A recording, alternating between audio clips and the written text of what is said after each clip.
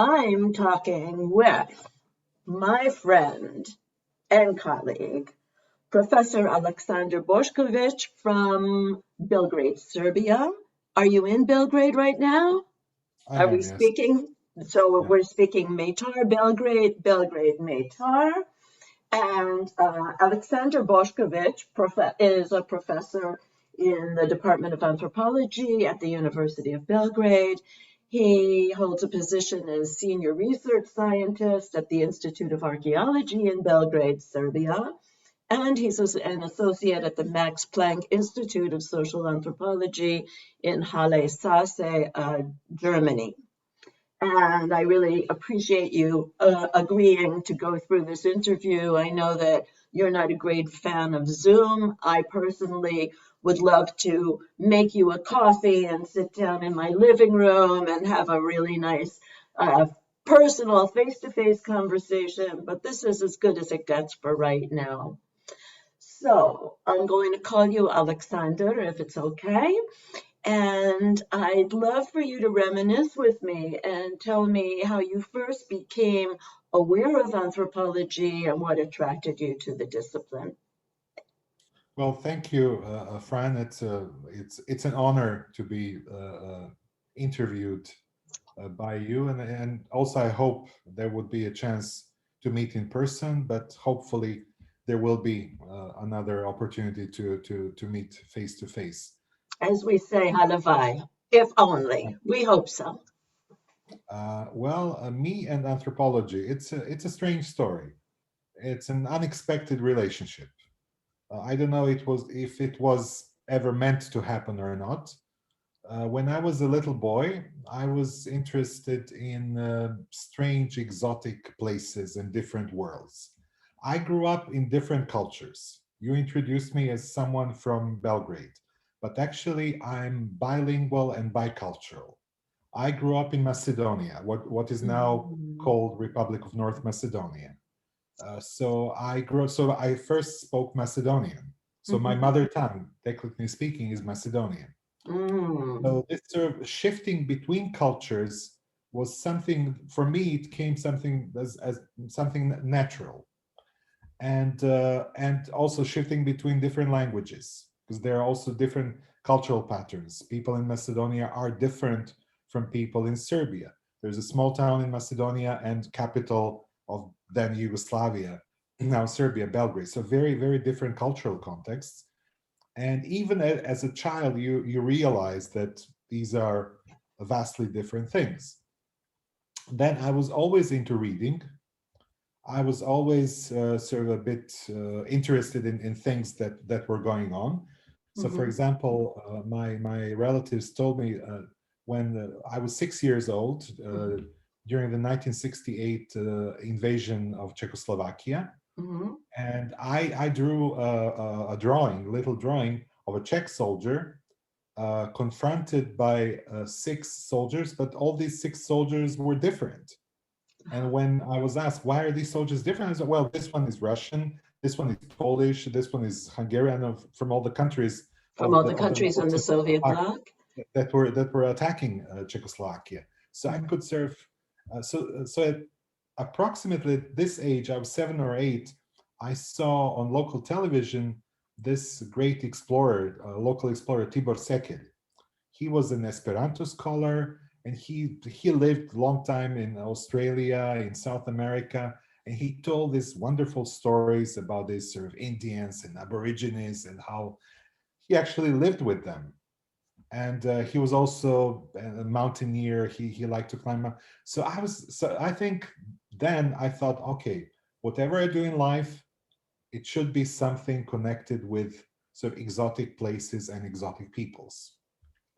Then as I was growing up, I was interested in different things, and I was interested in mythology and myths. Of course, lots of Greek, Roman legacy, antiquity around here, and even prehistory, but we were not too much aware of that at that time. And then as I was going to school, studying, and so I decided to study philosophy, which was interesting. But also I had a parallel life as a journalist. also in Aha. So 1983. this is already entering university. Yes, yes. While during my studies, I started also working as a freelance journalist. I was also part of a editorial board of a small independent weekly journal. But I also started writing mostly on cultural issues, but also about foreign politics for all the major magazines, especially the ones that were based in Belgrade. So I had this sort of journalistic career. And just to clarify for our audience, this was during the time that Yugoslavia existed. Yes, so yes. you were based in Belgrade, which was the capital of Serbia and the capital of all of Yugoslavia. So you were in contact with other magazines and newspapers and universities throughout the 6 republics of Yugoslavia. Is that right? Yes. Well, so this is my journalistic career, but then in mid 1980s, I gradually become disillusioned with everything in Yugoslavia, and one of the most senior historians here, Latinka Perovic, she wrote some years ago. She wrote this huge history of failed attempts to modernize Serbia in the 20th century. And she actually, I didn't see this. Actually, my late father saw this, that she mentions me in her introduction. She mentions that there were 3 people in Belgrade in late 80s, early 90s, who saw that communism, that socialism as it existed, cannot be reformed. It's when something is broken beyond repair, something you just cannot repair it. You may wish to, but it's impossible. And already in 1989, when I was writing about the Tiananmen Square events in June 1989, I published, and this was published in Belgrade, capital of socialist Yugoslavia at the time, and I published there under my own name that events at Tiananmen Square prove that today socialism can be defended only with tanks. And that was like, that was just it. And at that time, more or less, I was getting more into Mesoamerican studies. I was reading more, especially about the Mayas. I was interested in classic Maya religion. By then, my first international article was published. My book about Maya religion was published in Serbo-Croat in Belgrade. And my first article, The Meaning of Maya Myths, was published in Anthropos in 1989. Which is the Journal of European Anthropology, correct? No. Anthropos is published by the Society for the Divine Word, but it was published by Anthropos Institute. It's one of the oldest existing anthropology journals in Europe. It was established by Father Wilhelm Schmidt, so it's part of this sort of German diffusionist school. Right. But it's very open, and it's quite influential in the German-speaking world, especially. And they like, as I realized later, they like articles about religion, linguistics, and so on. So I published this there. Now, this interest in the Maya was a kind of armchair anthropology, or had you gone to Central America and done some field work? By then, no. By then, it was only from books. But also, I was lucky that I would contact some people, asking them for their offprints of their articles, and they would all send it to me, or books. Or there was Nancy Ferris. She was professor in Pennsylvania. Very, very nice, very kind. Unfortunately, I never met her in person. She sent me her book and Maya Society under colonial rule, which was really, really important.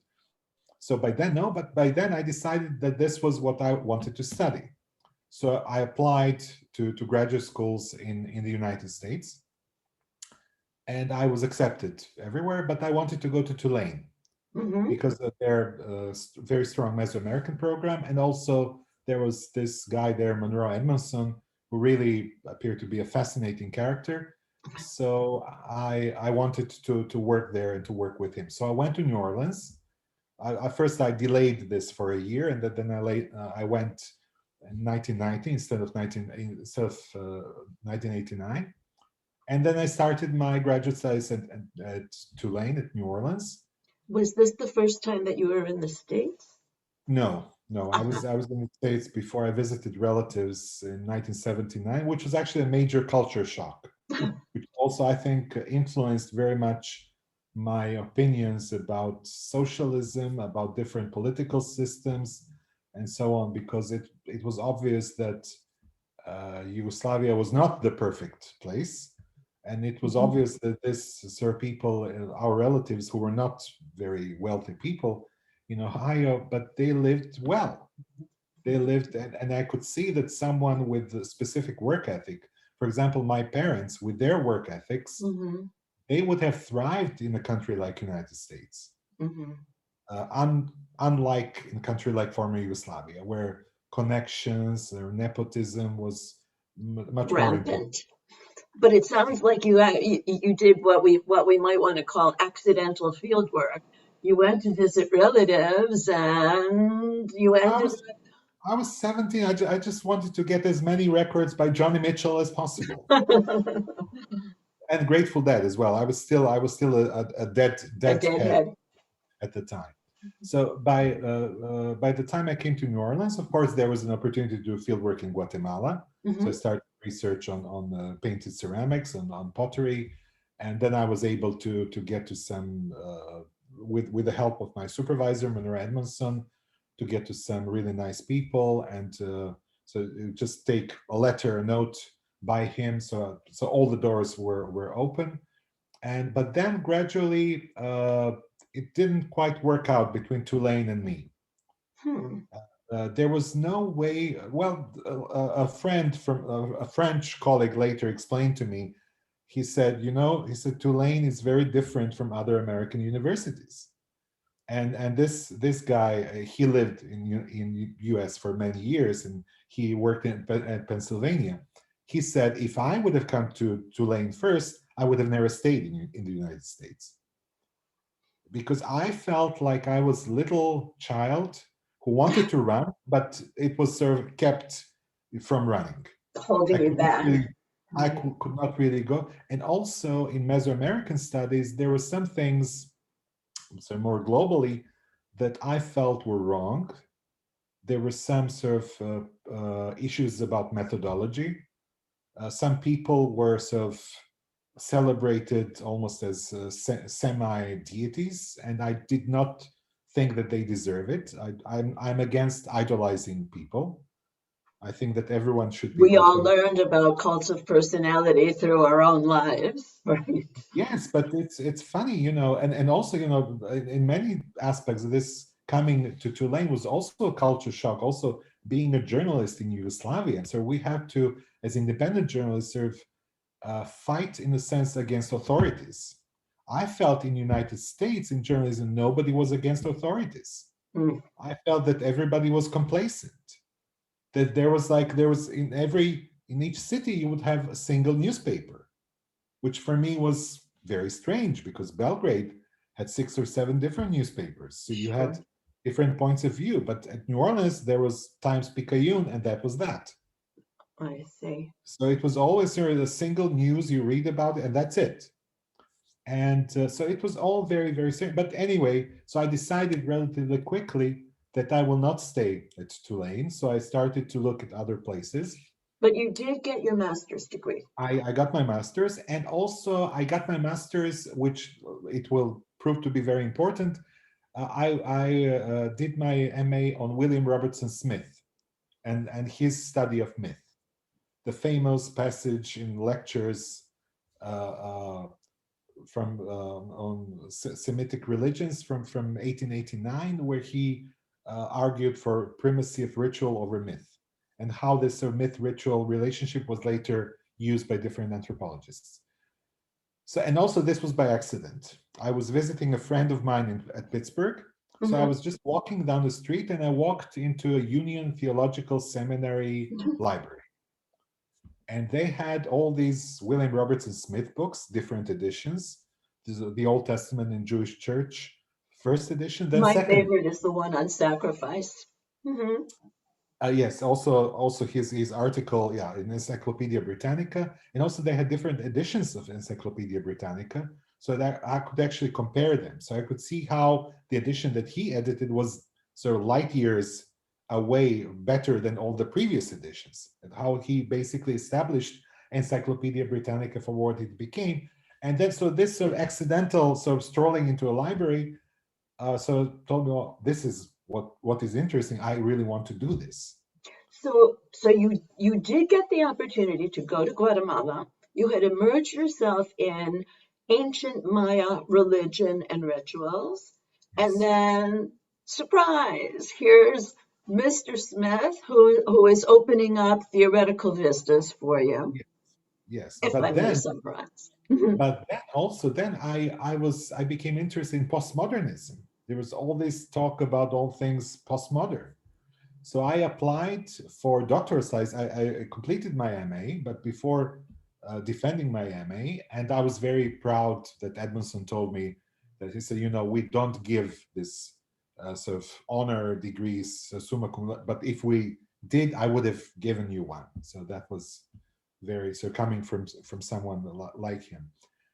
And then I applied to Cambridge, to St Andrews, and to Rice University, and I was accepted everywhere. And even immediately, I was given a scholarship for Rice. But I spoke with George Marcus, and I told him, "Look, I don't really think I should take this." So very early, I sort of declined this offer, and everyone told me that I was insane. So you don't do this. This is like, you know, first you wait for everything else, and then if you have it, but I felt it would be unethical to sit on this while somebody else who might need this fellowship might lose out or be put in a difficult position. I thought it was a moral thing to do. Maybe Okay. I'm old fashioned, but and I spoke with George Marcus, and that's when we met, and we had this long. So he realized that I wanted to go to St Andrews to study with Ladislav Holly, and Mm. which is where I went. I read papers, books by people from St Andrews, and I thought this is what I wanted to do. So I ended up in St Andrews, and I ended up doing PhD on gender, on construction of gender in contemporary anthropology, because I felt that the only area where postmodernism, which at the time I believed existed, postmodernism and anthropology interact in any meaningful way were gender studies. So I immersed myself in gender, and I decided to do field research in Slovenia and in Macedonia. And of course, my field research in Macedonia did not really materialize because, as it turned out, there were no sort of feminist groups in Macedonia.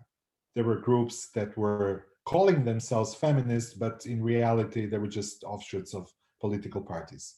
While And in what Slovenia, dates, what years are we talking about now? Are we we're talking talking about about Yugoslavia 90, falling apart, or did yes, Yugoslavia already fall Yugoslavia apart? disintegrated.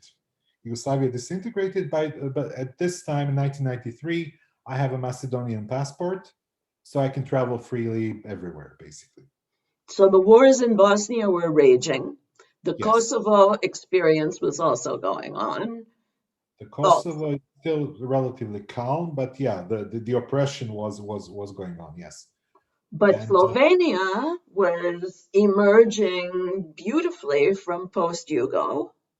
yeah, well, beautifully, it's kind of it depends who are you It's a talking little bit of an exaggeration, but out of all of the six republics, without war, or at least the war in Slovenia lasted a week, it was, yeah.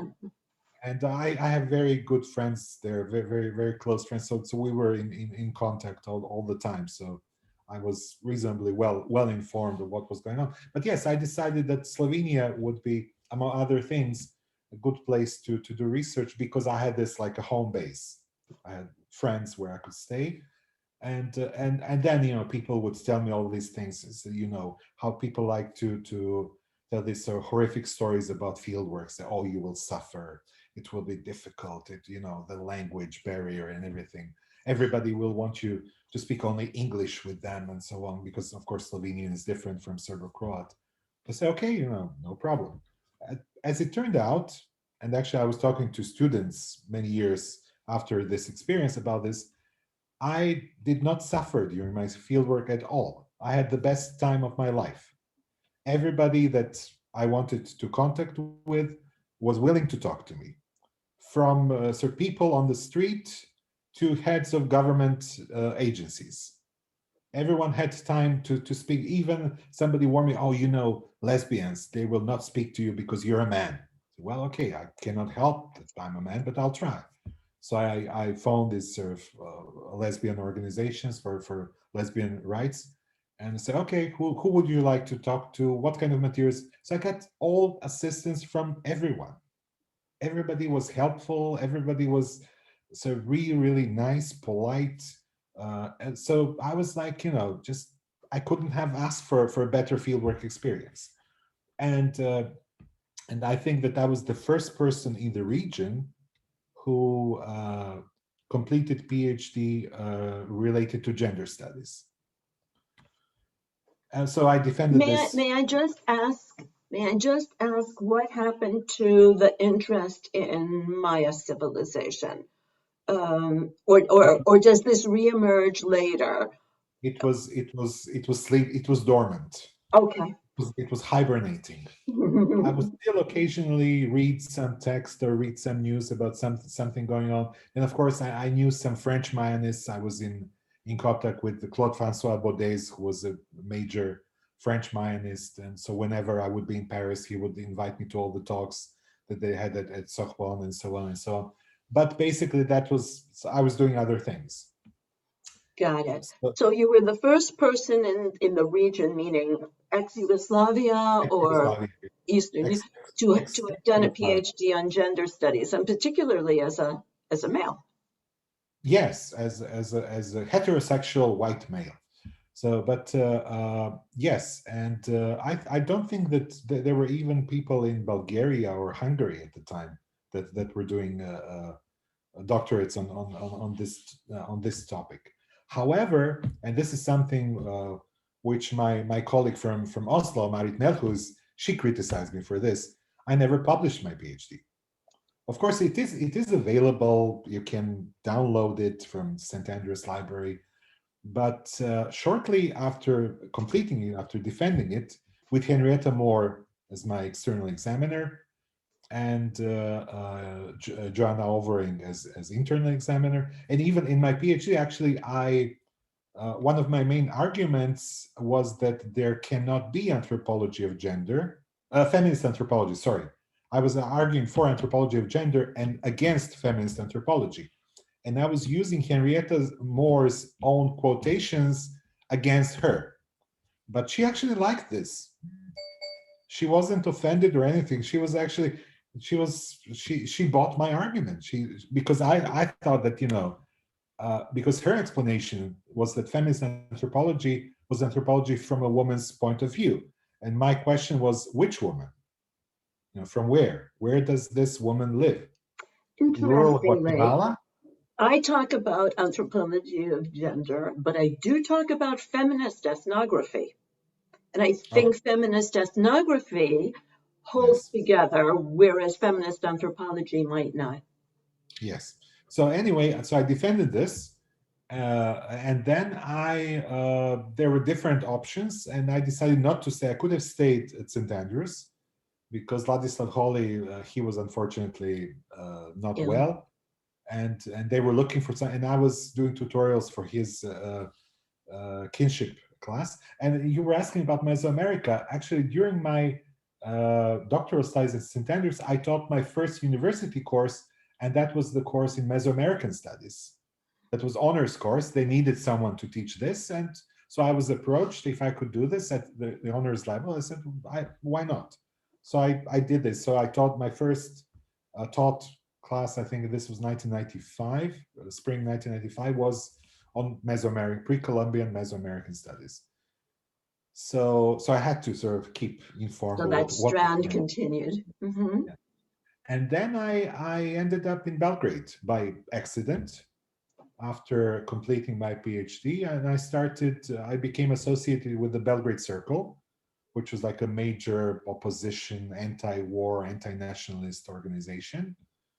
Also became editor of Belgrade Circle Journal, associate editor, and got more into human rights issues. I was, of course, involved with human rights issues before, with Helsinki Committee for Human Rights, but this lasted for several years, and yes, so I was basically just annoying.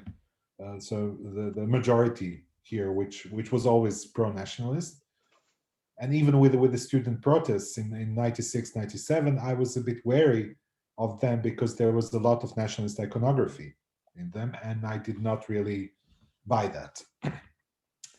And then in 1998, I started lecturing in Slovenia.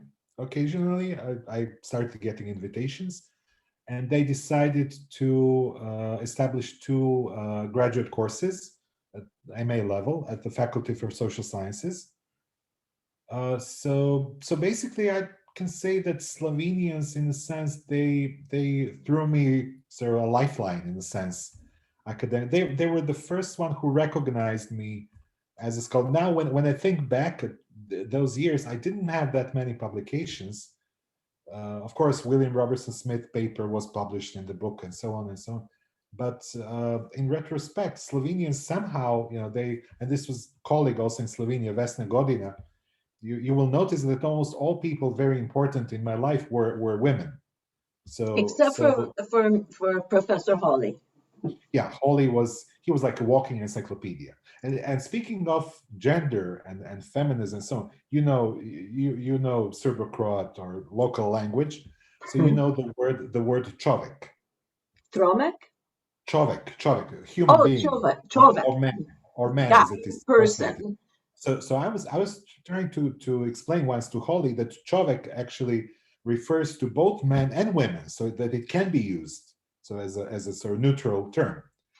And Hawley said, He said, yes. He said, we have similar word in Czech and in Slovak. You can say, ona je prekrasni čovek.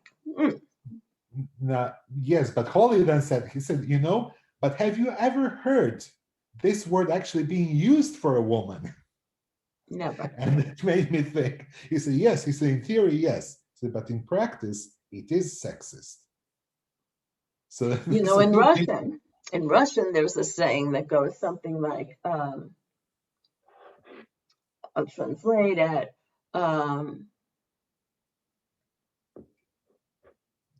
A chicken it's like курица это не птица и женщина это не человек.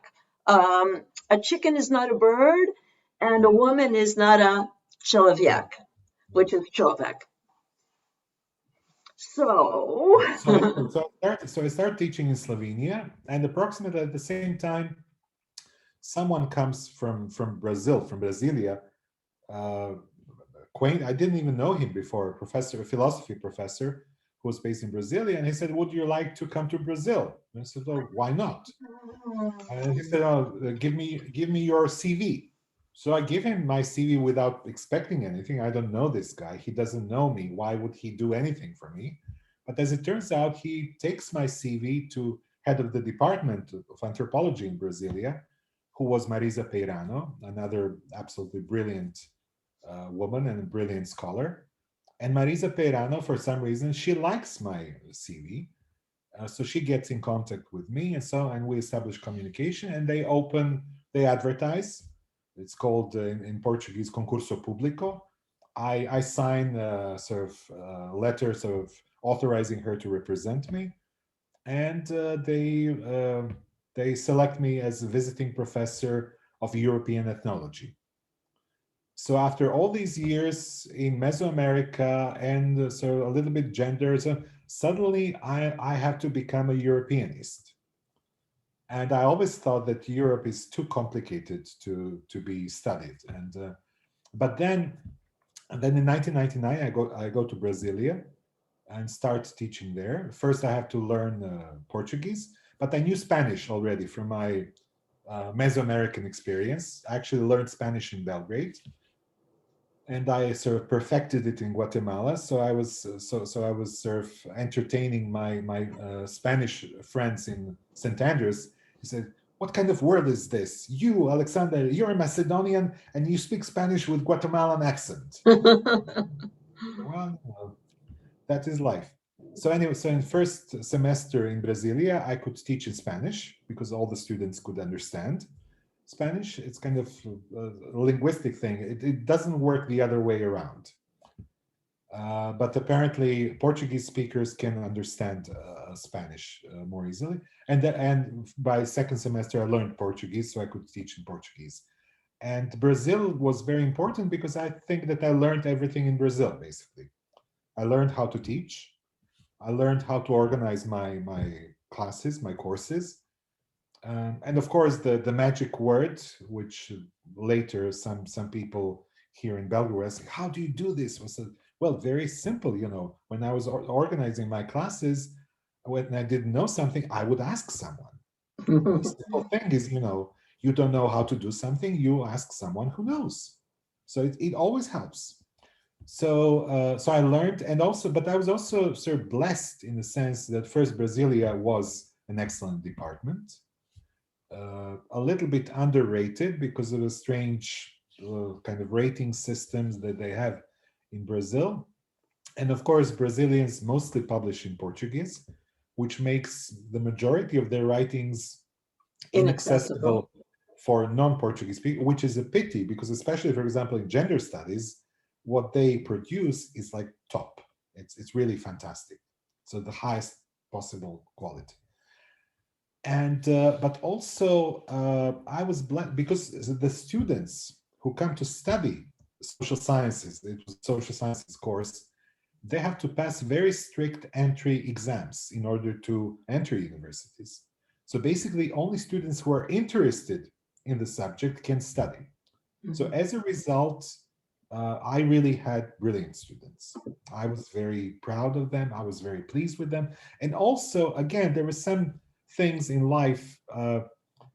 Many years ago, Ulf Hannertz at a conference in UK, he described his career as a product of chance and serendipity.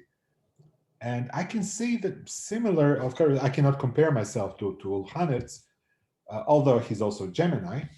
But I can say that things were happening to me by accident, some brilliant things. In Brasilia, also I met Roberto Cardoso de Oliveira, who was the last living sort of founder of Brazilian anthropology. And for some reason, Roberto Cardoso, he liked me. And he thought that I was a worthy successor to teach the doctoral course that he was teaching, and now he was getting out, he was retiring. So he thought that I was the one that should teach this course. Interesting. Which was very great honor for me. It was a doctoral level course in a graduate school at the university there. I taught it only 1 year because by then I moved out of Brasilia and I went to South Africa.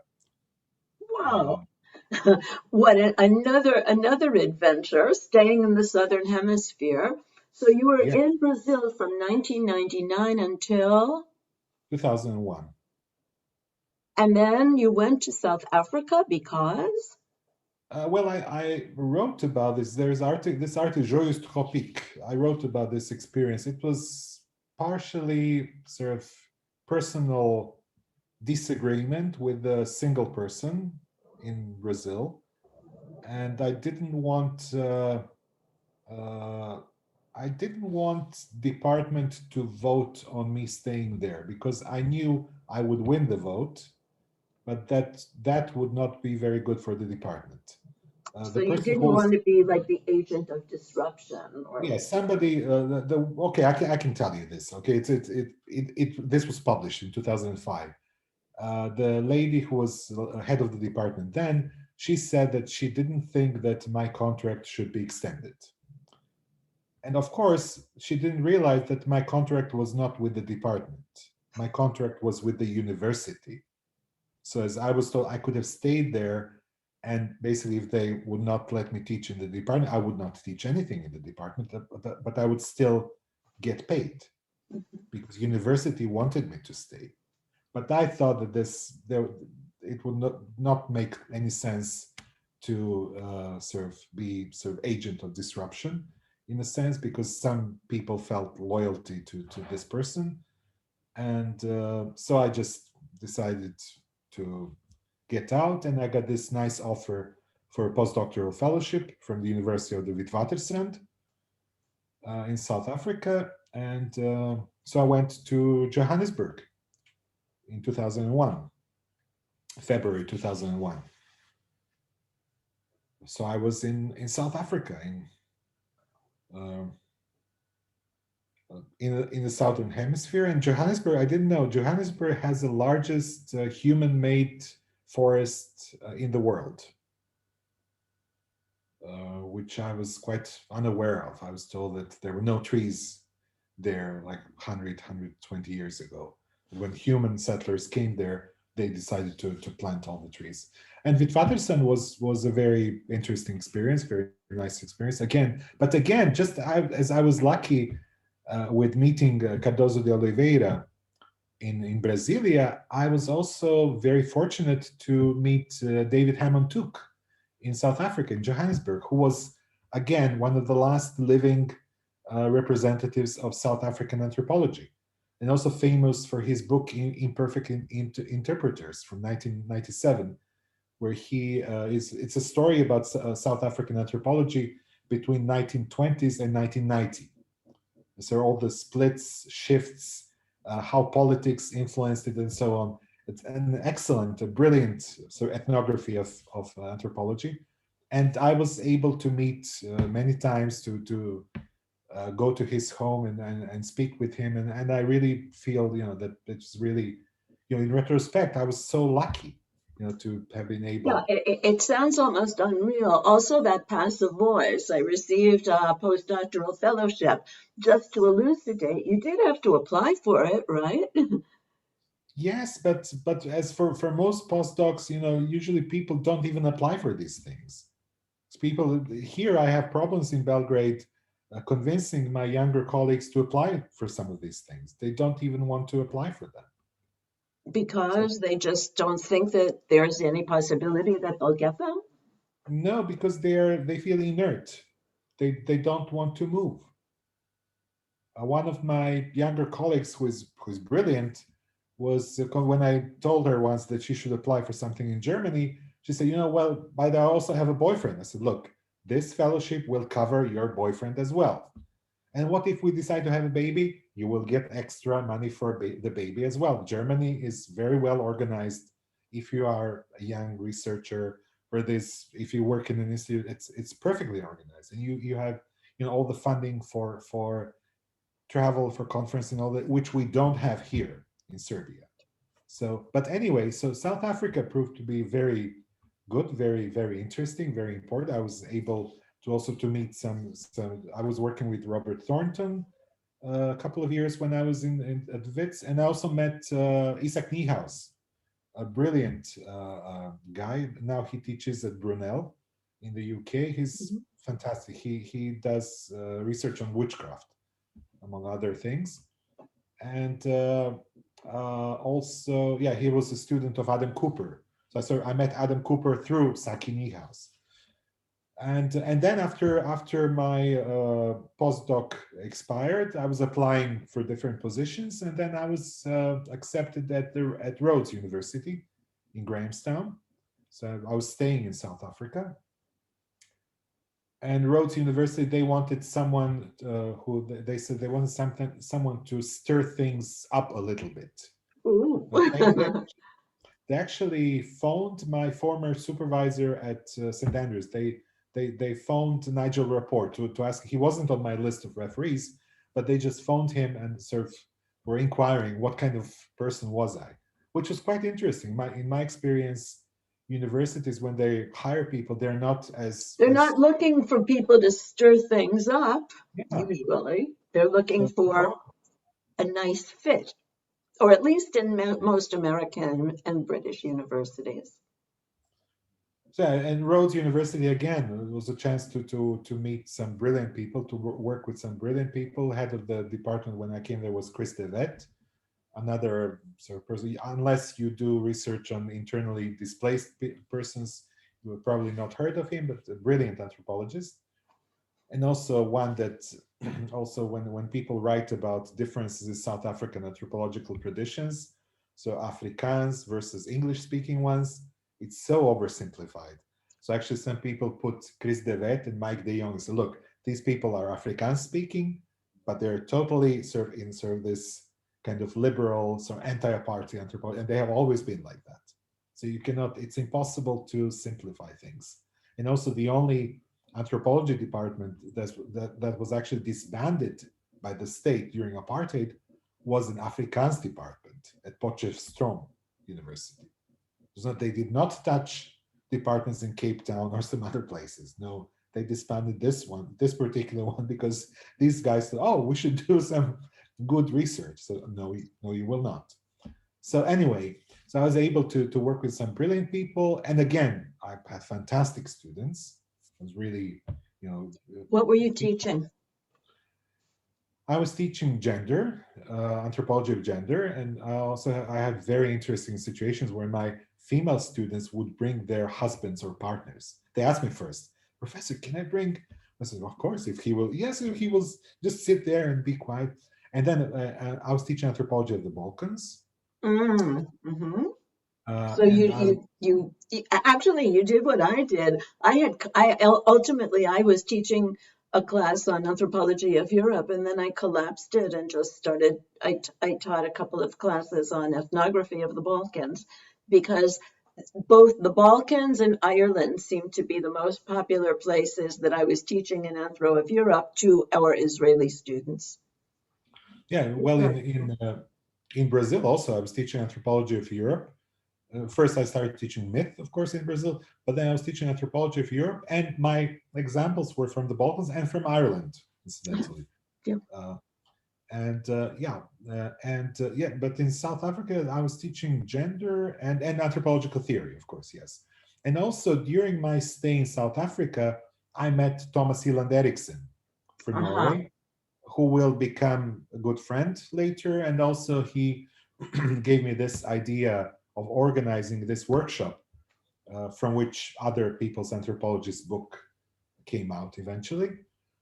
And so that was also very, very important. I actually moved into an apartment where he was staying when he went back to Norway with his family. And his children, they left really beautiful drawings for me. At the time, his son was 7 and his daughter were 4. They left these beautiful little drawings in the apartment.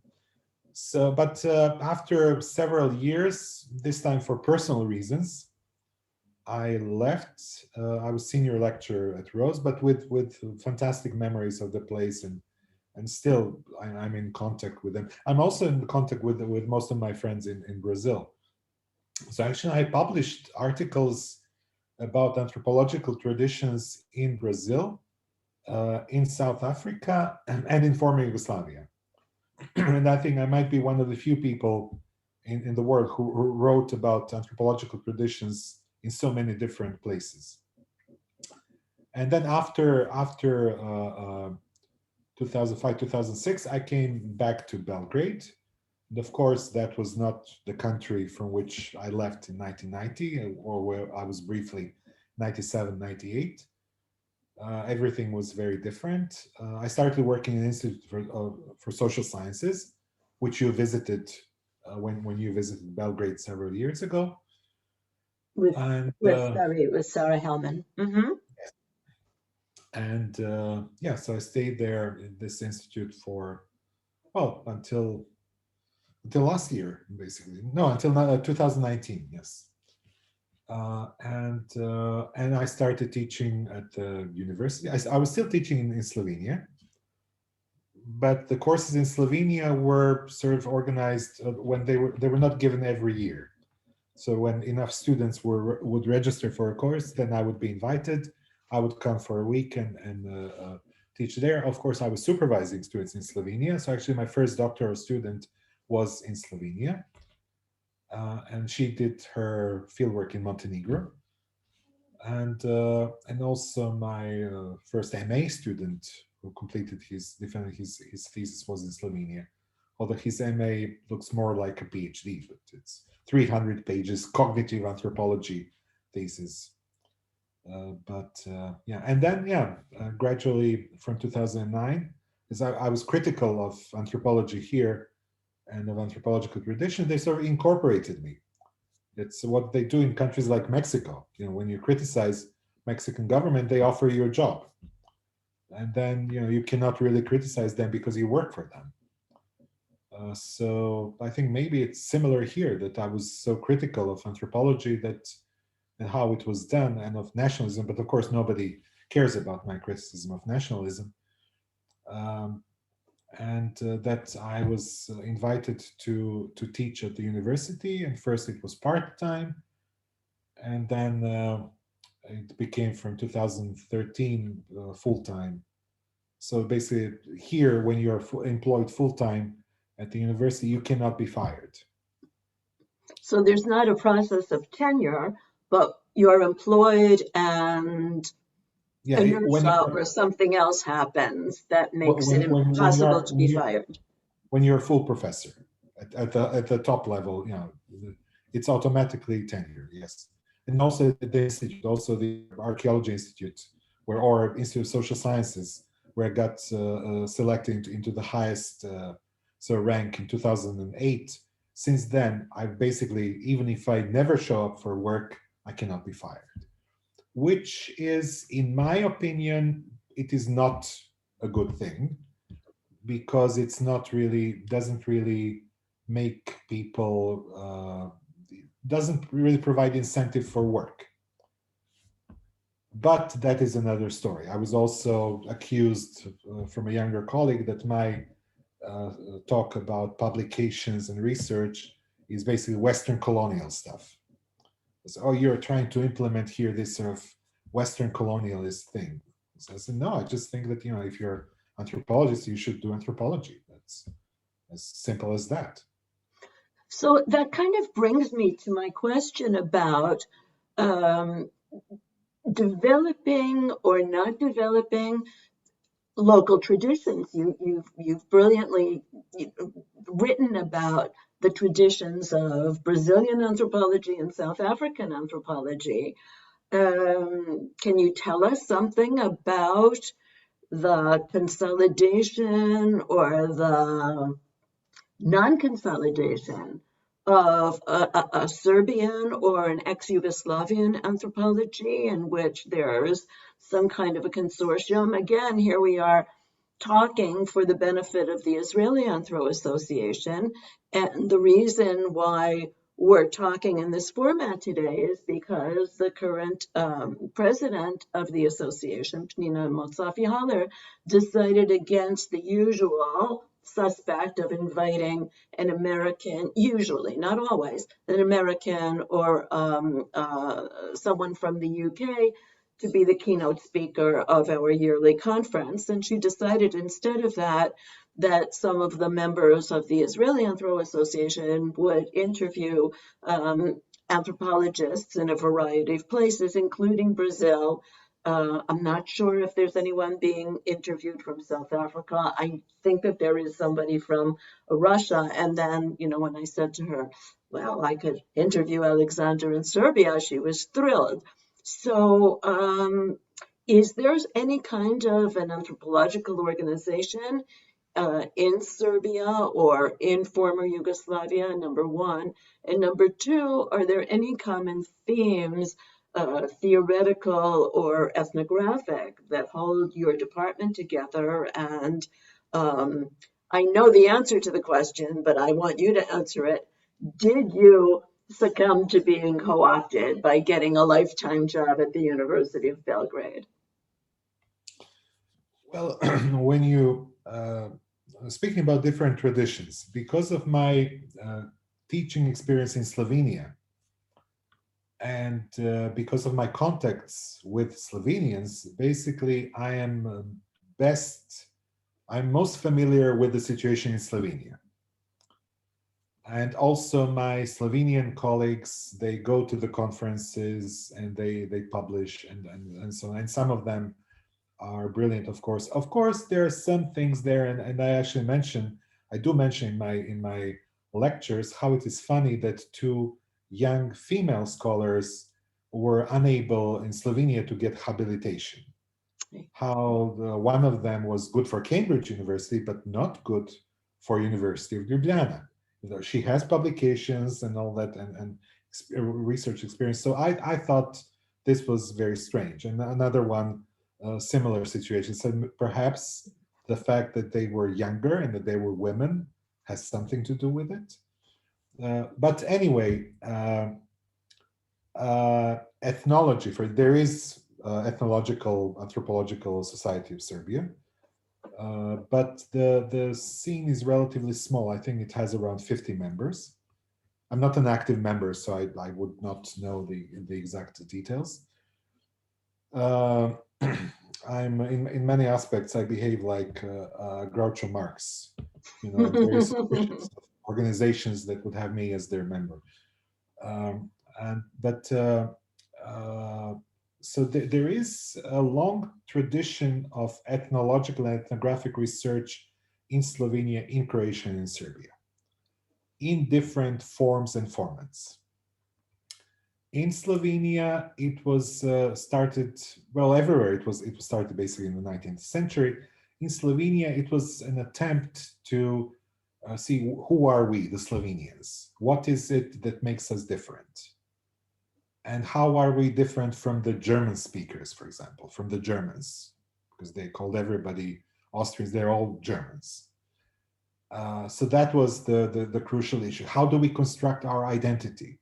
So you have this famous anecdote from the early 20th century that a local functionary from Bratislava in Slovakia, of course, it was all Austro-Hungarian Empire at the times, comes to Slovenia and witnesses this local folklore dance. And he notices that he really liked the dresses that women had during this dance. And so of course you like them. We took them from Slovakia, from your own country. Because they didn't know anything, they didn't have any. And then in Croatia, you have people like Antun Radic, who actually, he establishes rules for ethnographic research. Or as one of my Croatian colleagues says a little bit, tongue-in-cheek, she said, but unfortunately, our colleagues were a bit too lazy. He wrote 6 rules, but they only read until number 3. They didn't read 4, 5, and 6. So there was nothing about sort of global context comparison that was simply left out. So in Croatia, anthropology is first taught at the Jesuit faculty, first, by a Jesuit who was interested in Siberian shamanism, of all the things. A bit later, they begin to teach it at the University of Zagreb, but the department in Croatia was only established in 1960. While in Belgrade, the department was established in 1906. To compare things, in Germany, the first department of ethnology or anthropology was established in 1914. So in Belgrade, you have chair of ethnology in 1906. Interesting. And you have ethnographic museum already at that time, and you have a national journal for ethnography, early 20th century. Why? Well, because one of the most influential Serbian intellectuals at the time, Jovan Cvijic, most of the people interested in Balkan studies and Balkan Peninsula have heard of him. He was interested in these things, so he promoted these young scholars who turned out to be ethnologists. So there's this line of development in Serbia and in Croatia also, and in Slovenia, actually, it's later. And the guy who established, who started teaching in Slovenia and who established their ethnographic museum, he was his first work experience was at Ethnographic Museum in Belgrade. He was from Slovenia, but he was so against Austro-Hungarian Empire. He was this sort of troublemaking youngster. So they thought, okay, if you like your Southern Slavs brothers as much, you just go there. So he was basically expelled to Belgrade, which is something he had a very, Niko Županić was his name. He's a very interesting character, and because of his association with Belgrade and Serbia, he was basically excised from most histories of Slovenian anthropology and ethnology until recently. Interesting. He was sort of reintroduced by foreign scholars, by an Austrian scholar. Who started sort of digging things, and because this guy Niko Županić, he was the first university professor in Slovenia, but you see all the local scholars were basically nationally oriented. They were all nationalists. Yeah, I mean, and that was a major function of the ethnographic museums as well. There was supposed to be also a nation building, but Niko Županić, he was a Yugoslavian nationalist. Mm-hmm. He believed in Yugoslavia, so which was kind of, even after the Second World War, the communist authorities said, okay, that's nice, but keep it down a little bit. So it was kind of it was something like, okay, that is wonderful, but just don't be too vocal about it. So Yugoslavia is a wonderful idea, but let's keep it sort of local. So there's this kind of localisms. In former Yugoslavia, if you were from Serbia, you were supposed to do fieldwork in Serbia. If you were from Croatia, you do your research in Croatia, and so on and so on. So it was very localized, and it was basically frowned upon if you try to sort of do something different or go into somebody else's territory. The only exceptions being that many Serbs regard Montenegro as Serbia. Correct. So and then I'm thinking about, Bosnia, there was no Department of Ethnology or anything like that. So they would either go to Zagreb or Belgrade, or if they were really lucky, to Slovenia. Or Ljubljana, yes. But also there's an excellent article. There's a book I edited with Chris Hahn that was published in 2013 in Germany about local traditions in the region. There's also an excellent article there by Larisa Kurtovic about anthropology in Bosnia. So that is very, very sort of nice summary of the events there. And by now also there is an excellent younger anthropologist in Montenegro, Branko Banović, whose work has been published by Palgrave. The construction of Slovenian masculinity through discourses about joining NATO and gay parade. Mm. It's a fantastic little book, so easy to read. Thomas Eriksson, actually, he wrote a preface to it, and an excellent ethnography. So brilliantly written. And Branko, he's a very, very good younger scholar. So now people are doing so in Serbia. Second World War presents a break with this earlier tradition, because, as people told me, simply sort of the old people died, and they left no heirs. Nobody inherited what they were doing. And one of them, who was not actually at the department, he was teaching at a law faculty. His destiny was particularly so sad, because he was punished by authorities for collaboration with the occupiers, with the Nazis, even though he did not really collaborate. He did teach at the university, but in no way, he did nothing sort of. So he basically died because he was broken. He was sad. Čekanović, and he left some very, very interesting works. He wrote about the Serbian God, Supreme God, or Srpskom vrhovnom Bogu, and he also combined elements of psychoanalysis and ethnography. Very, very interesting, very, very, still very relevant and still undiscovered. So after the Second World War, you have the period in Serbia, nothing really interesting happens. There are some followers of different schools. Also in Croatia, you have people like Gavaci and Bratanić. You have this duo who dominate this, basically, Croatian anthropology between 1940 and 1980. Basically, they hold the department and they decide what will be taught. And even though Gavaci was aware of all the intellectual trends throughout the world, he would not let his students in Croatia learn about this.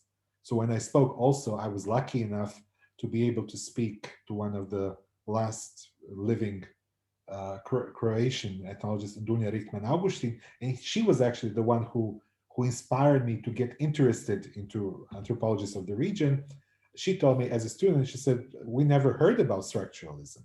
She said, I found out about structuralism by myself, even though Gavazzi, he knew all about it. He read about it, but she said, we had to discover by ourselves. In Serbia, structuralism is very important because it influences several scholars, and they implement in late 1970s, early 1980s, they implement changes in the department gradually. So they begin to shift things. Two of them were working in the department. Actually, one of them was never engaged academically, even though later he was invited, but he felt that he was not into teaching.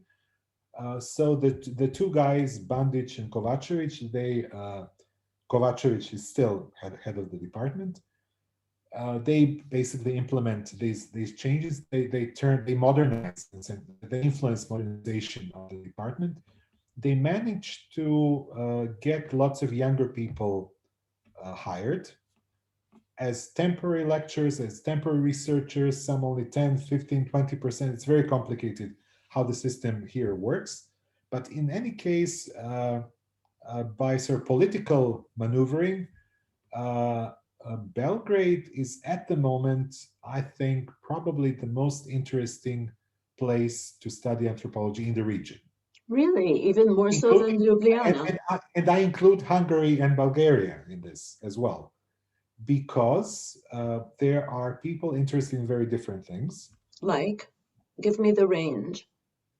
From ethnicity to gender to theory, world anthropologies, then political anthropology, religion. It's a very, very different range of things. The only sort of classical things are there are no specialists in kinship, for example. And so colleagues venture out and do fieldwork beyond the borders of Serbia and Macedonia, Montenegro.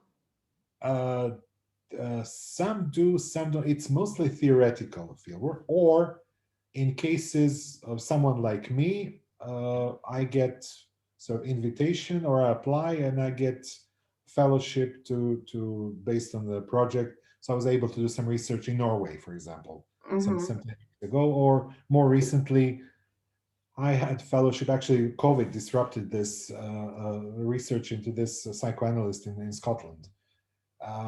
So some do, and also there is someone who actually is living in Mexico, so he does research there. So you have combination of accents, but they do research in different parts of the former country. That is much easier now, and that is possible. They do research in Montenegro. Some of them do research in neighboring countries like Romania, like Hungary, like Bulgaria, Macedonia. So that is possible. So yes, there is a combination, but no major sort of projects. Still, there is a bit of, they're timid to apply for these international grants and scholarships. Even though I think knowing some of them, I actually have been working with some of them for many years. I think that some of them would easily get some of these grants. And so, unlike some of the universities throughout the world, including Israel, promotion and tenure are not based on publishing in international, i.e., English language journals. In fact, as you said earlier, urging that seems to be something that colleagues rebel against and think that it's part of the post-colonialist, colonialist tendency of the West to dominate in the disciplines and not allow for the development of local traditions. Well, the way things are is that local Ministry of Science, they come up with new lists of requirements. So they ask you for a certain number of points for publications in certain journals. So people just publish in local journals. And these articles are valid, so a certain number of points. So that is how you collect points. So the more points they ask for, the more publications you have in local journals. And there is a local journal of Serbian ethnology, Oh anthropology? yes, at the university we have two journals. Officially, one is departmental, and one belongs to the Institute of Anthropology, which is in the same building. But so officially, they're not both from the department, but basically yes. And there's also Journal of the Ethnographic Institute. It's a separate journal, and there is also Journal of the Ethnographic Museum. I So at see. least So we have there's like 3 or 4 journals that allow I- scholars to publish in we, their own language yeah, we and to get peer review from their colleagues. yes, and because the scene is so small, it's basically everybody knows everybody else.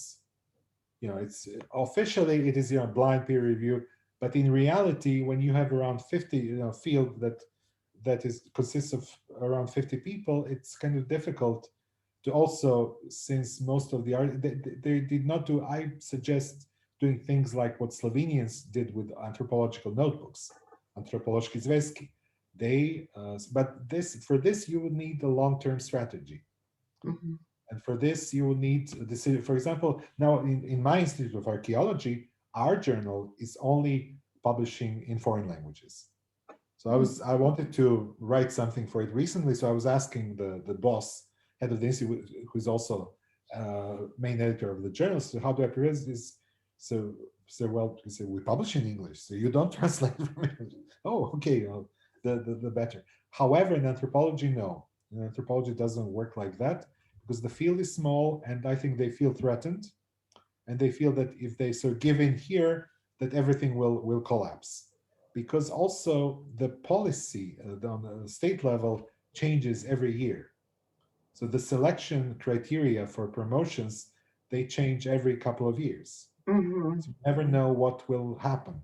For example, the way things are organized now, actually, they have been like that for over 10 years. Unless you're a full professor, you cannot get a credit to buy apartment, for example, legally speaking. Of course, banks sort of allow this still, but legally, they're not supposed to.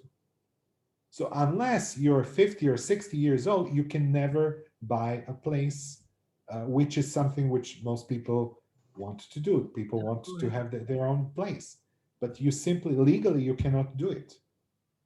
So everything, but that is another thing. What I tell my second year students here in Belgrade, I tell them you're blessed because you live in a fantastic country, because you have here in Serbia things that do not exist anywhere else in the world. In the world, like Absolutely, the connection between being able to buy an apartment and no, whatever the, job you the, hold. the overall insanity of life here. Step out the street, you step outside, and you're confronted with a fantastic situation which you thought could only exist in a novel, or in fiction, or And a in surrealistic one at that. yes. But here it's kind of it's everyday life. I promised you that we would be done in about an hour to an hour and a half. So I would just like you to either pick what you want to talk about for the last 10 minutes, or um, if you want to hazard some kind of prognosis about the future of anthropology, of and other people's anthropologies, these kind of um, contradicting tendencies toward globalization and organizations of world anthropologies vis-a-vis the kinds of tendencies that you're talking about are happening in Serbia. The Serbian, we'll just say for right now, the Serbian tendency to only publish in Serbian and not Serbo-Croatian, but only to publish in Serbian and to be rewarded for that kind of publication. And that at this point in time, it seems to me, correct me if I'm wrong, you're the only person from Belgrade University who has taught in various different continents and gotten degrees from 2 different countries. Um, how do you see the future of our discipline in Serbia and in ex-Yugoslavia in general? Well, Serbia, we will have to see what happens in the next couple of years. Uh, things will depend on this sort of younger generation, what they decide, whether they will decide to take over. There's also a very interesting young colleague, very smart young colleague who's working on Islam. Uh, so it has to be seen. Right now, it's a combination of factors. Also, the fact that people here can publish their what they do means a lot. So this sort of enabling of publication. Sometimes I thought that too much is being published, but it's very important, especially for younger people, to have their works published. So that is important. And this sort of the curiosity that many of them have is also very important.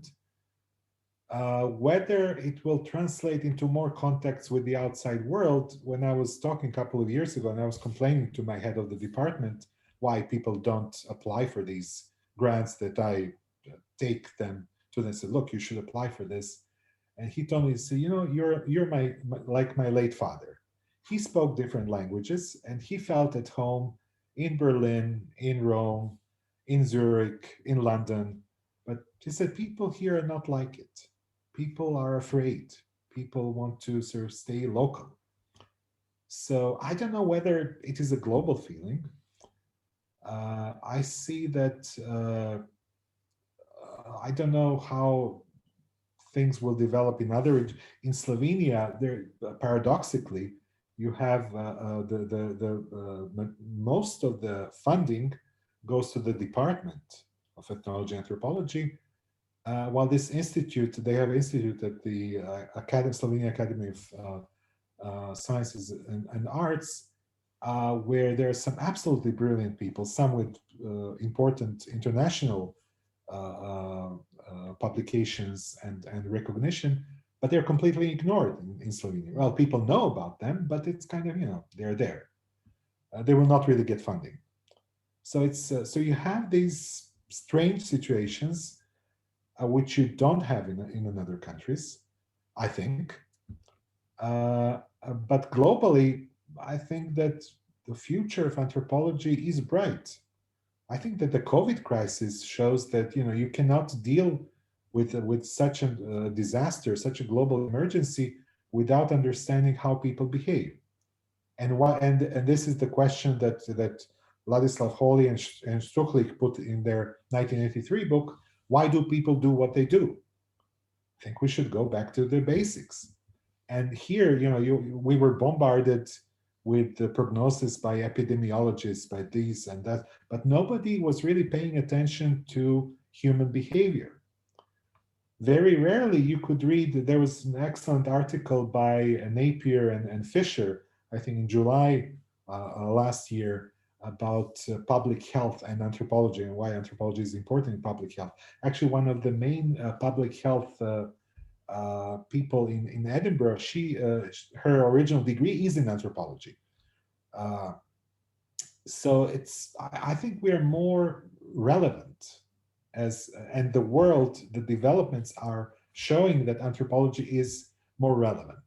Having said that, and also this goes for all countries, and this goes for also people that I met from your country, from Israel, mm-hmm. from younger people like Nathan Shapiro, who's also we're also happy to Matan Shapiro. Sorry. Who will also get our guest in Belgrade, to Moshe Shoked, whose book Bergen is publishing.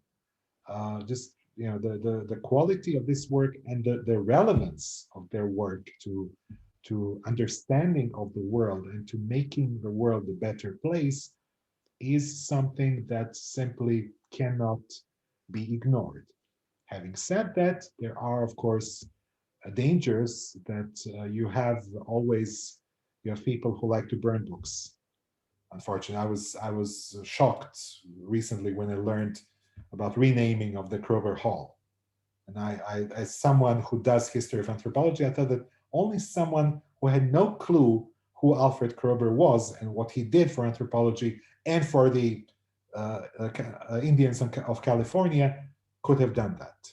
So sometimes you have this sort of exaggerations, but fortunately, I think that human history teaches us global history that despite some horrific things that humans occasionally do, realistically, by and large, so far, we managed to survive as a species. And let's hope that anthropology will do its part in sort of enabling us not only to survive, but to prosper. Fabulous place to end. I want to thank you very, very much. Hvala puno, hvala lijepo, or lepo, however you prefer to pronounce it, for this really enlightening interview. I want to wish you good health and speedy recovery from the COVID crisis in Serbia. And again, thank you for being so generous with your time and sharing. Thank you. It's been a pleasure. Thanks. Okay.